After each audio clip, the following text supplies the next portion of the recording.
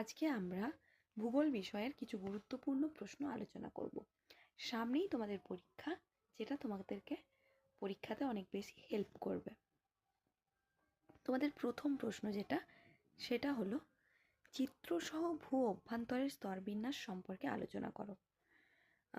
তোমরা জানো যে ভূ অভ্যন্তর ভাগকে 3টে ভাগে ভাগ করা হয়: ভূত্বক, গুরুমণ্ডল, লাস্ট স্তরটার নাম হচ্ছে কেন্দ্রমণ্ডল। ভূত্বককে 2টো ভাগে ভাগ করা হয়, শিয়াল এবং সীমা। গুরুমণ্ডলকেও 2টো ভাগে ভাগ করা হয়, প্রোফেসীমা এবং নিফেসীমা। এবং সবথেকে শেষে কেন্দ্রমণ্ডলকেও 2টো ভাগে ভাগ করা হয়, অন্তঃকেন্দ্রমণ্ডল এবং বহিঃকেন্দ্রমণ্ডল। এখানে তোমাদেরকে প্রত্যেকটা ভাগ সম্পর্কেই একটু ডিটেলসে লিখতে হবে এবং ছবি আঁকতে হবে। পরের প্রশ্ন হলো আগ্নেয়শিলা কাকে বলে। এখানে তোমাদেরকে আগ্নেয়শিলার সংজ্ঞা দিতে হবে এবং তার পাশাপাশি উৎপত্তি অনুসারে আগ্নেয়শিলাকে কয় ভাগে ভাগ করা হয় সেটাও কিন্তু লিখতে হবে এবং প্রত্যেকটা ভাগের উদাহরণ কিন্তু দিতে হবে। তার পাশাপাশি চেষ্টা করবে আগ্নেয়শিলা কিভাবে সৃষ্টি হয় বা আগ্নেয়শিলার বৈশিষ্ট্য এটা তোমরা দিতে পারো। নেক্সট কোয়েশ্চেন হলো শিলাচক্র কাকে বলে। সঠিক চিত্র অঙ্কন করে ব্যাখ্যা করো।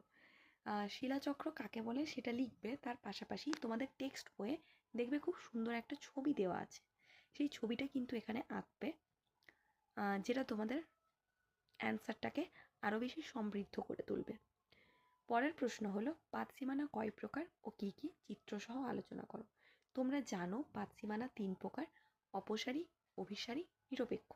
এখানে তোমাদেরকে 3টে ভাগেরই নাম লিখতে হবে, ডিটেলসে আলোচনা করতে হবে এবং তার পাশাপাশি ছবি কিন্তু আঁকতে হবে।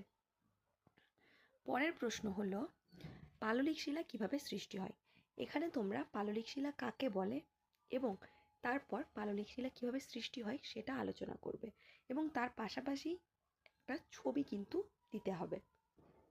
পরের প্রশ্ন হলো অভিসারী পাতসীমানাকে বিনাশকারী পাতসীমানা বলা হয় কেন, তার উদাহরণ সহ ব্যাখ্যা করো। তোমরা জানো অভিসারী পাতসীমানাকে বিনাশকারী পাতসীমানা বলা হয়। এখানে তোমাদেরকে লিখতে হবে কেন বলা হয়, সেই সম্পর্কে কিন্তু তোমাদেরকে আলোচনা করতে হবে। তার পাশাপাশি এখানে কিন্তু কোনো একটা এক্সাম্পল দিয়ে বোঝাতে হবে।